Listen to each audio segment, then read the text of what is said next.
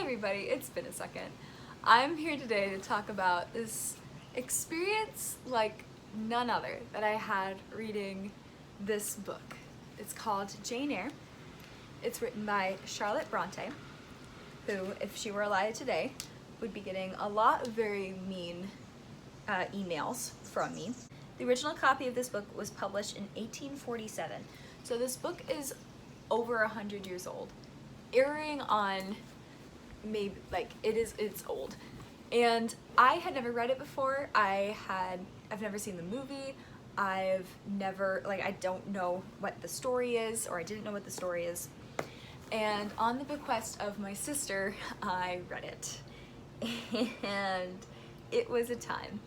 I have a lot of problems with this book, like genuine problems. I also have just some things that are like just personal for me.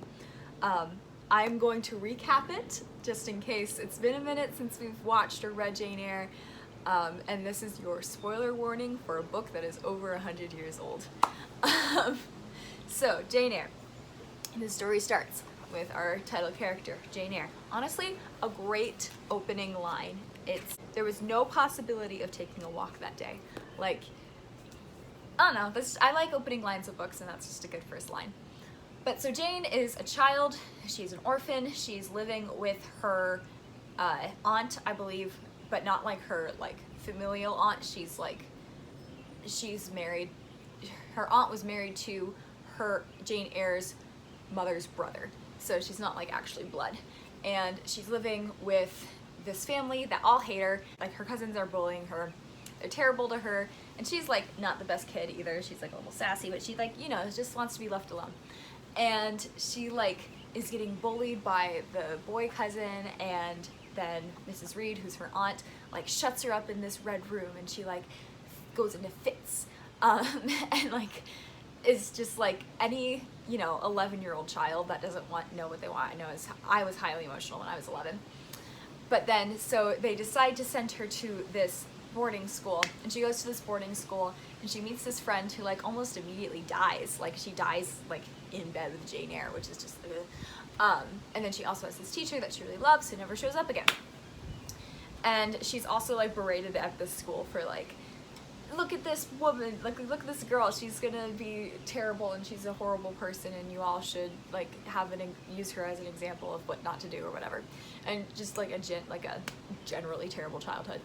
We flash forward a couple years. She's done with school, she's looking for a job, and she gets a job as a governess, which when you're 18 in this Regency era England, that's what you do. If you have an education, you go give your education to someone else.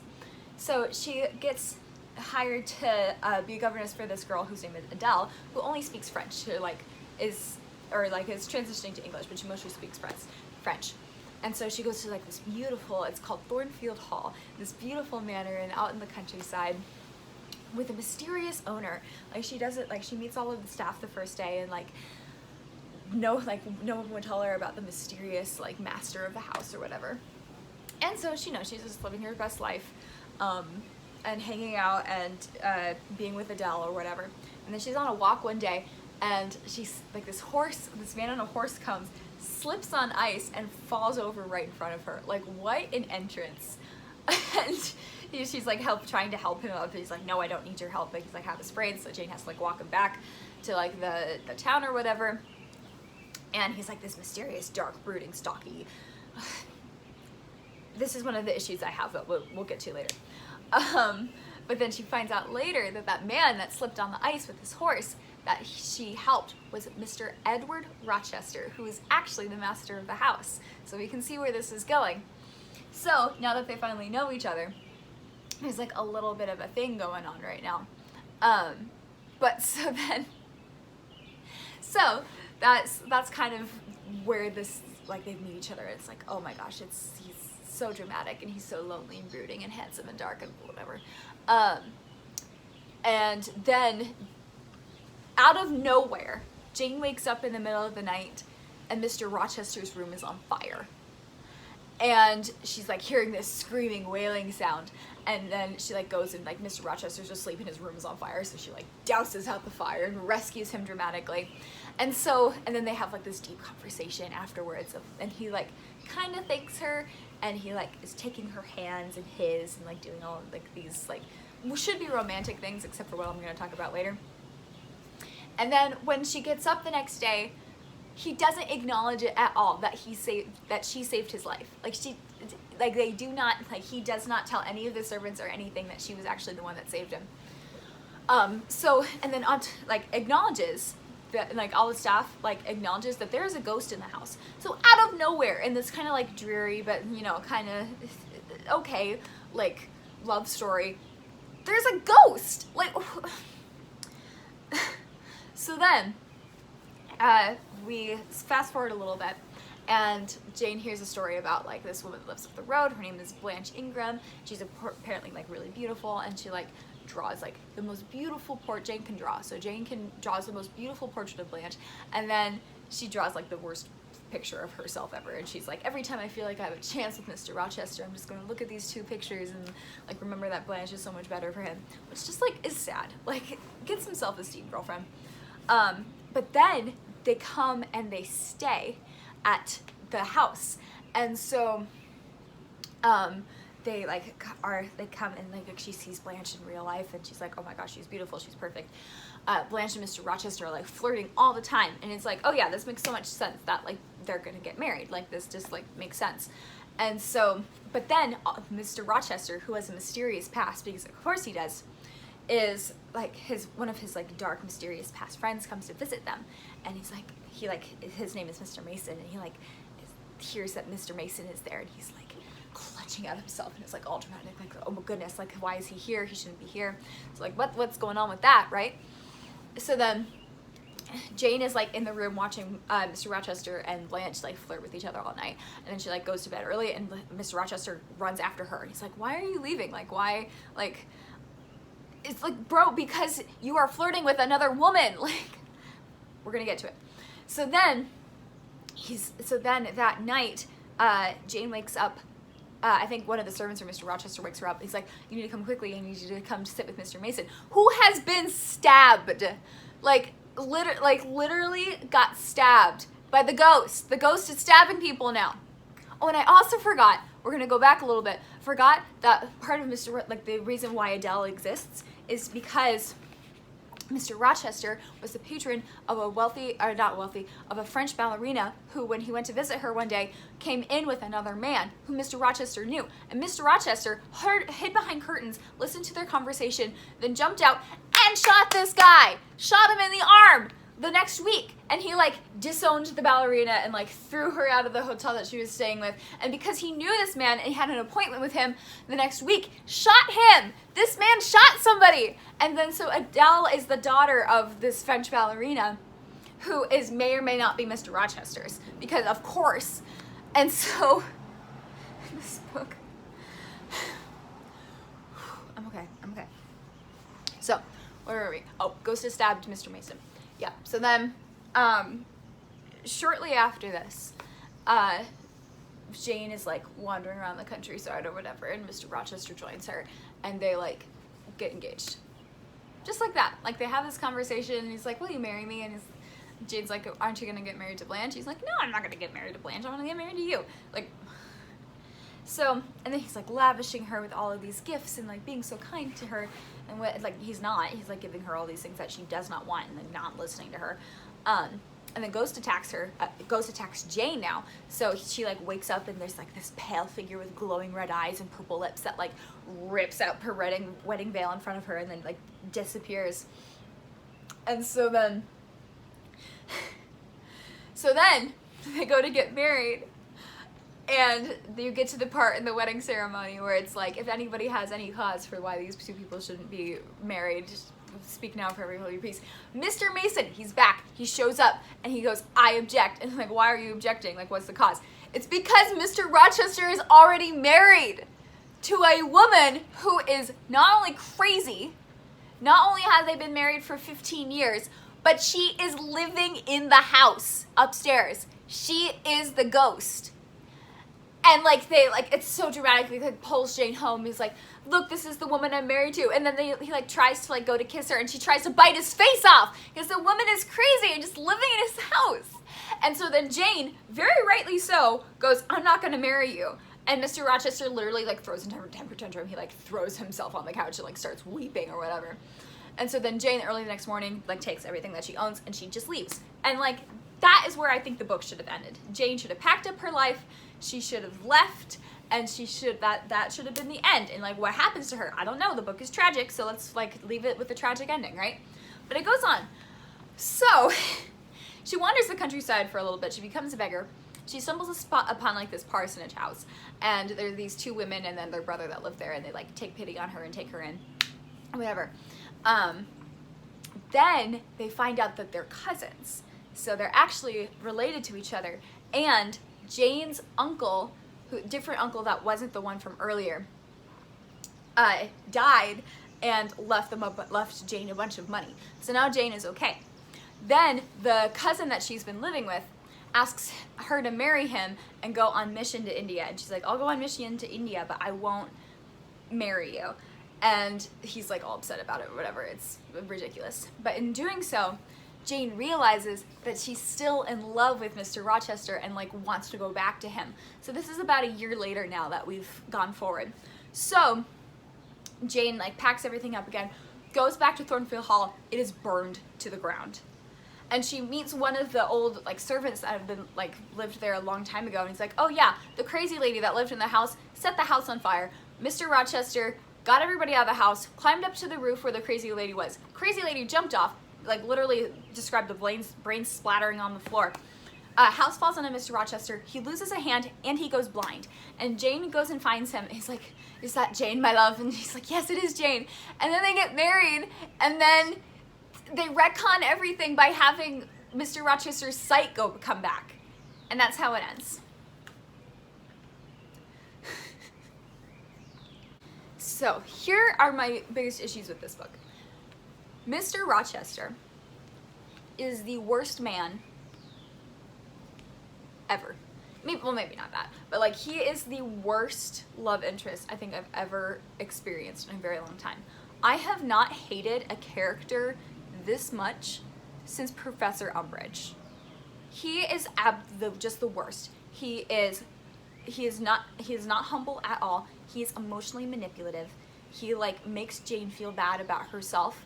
He like has all these backwards compliments for her. He doesn't listen to her. He's actively flirting with another woman, and then comes up to Jane and like asks what's wrong. Like, you were just flirting with another woman. So not only is he messing with Jane's emotions, but he's also messing with poor Blanche. Like, Blanche is actually in love with him also and wants to marry him. He like is literally so condescending. Everything that Jane says, he like has to have a response, like a witty, cocky response for, and like just like makes her seem so stupid. And Jane just takes it. Like, that was her biggest, like, strongest character point was when she left him, because this poor girl has like had this like just tragic life, and here's just another tragedy of this man who like maybe does genuinely care for her, but mostly just uses her throughout the whole book to like make himself feel better, like just lets herself take it because she's in love with him. Charlotte Bronte describes this man in great detail at least twice every chapter. Like, literally a full page of just, like, every little bit of him. Which, like, yeah, I got it, the first point. But we didn't have to get it again. Like, and, it's just him. Like, she doesn't describe anybody else in as great detail as she does Mr. Rochester. Like, okay, I get what he looks like now. It's fine, we understand. The ending is the other really big issue I have. They just drop Blanche. Like, it's just the love triangle that was there, they just forget about the minute that they get engaged. I think that the book should have ended with Jane left. And here's why. Jane, all of her life, has been this tragic figure of constantly being abused, constantly letting herself be stepped on, constantly like letting herself get insulted and like treated horribly. And this is the moment where she finally stands up for herself. She sees that Mr. Rochester is willing to keep such a big secret as, I am married to a woman who's insane and who's actually living in the house that you will also be living in if we get married. And like sees that that is not good. Finally, right? And so that's when she leaves, because she's like, I can't marry you because you're married to someone else. Like she finally has a standard, and then she like leaves him for it.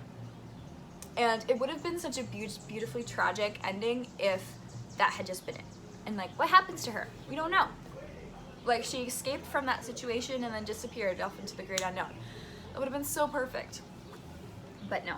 So then it feels like such a cop-out that her greatest character moment is ruined a year later when she goes back to him. Like, she realizes that she's still in love, and even though he's terrible for her, she still loves him.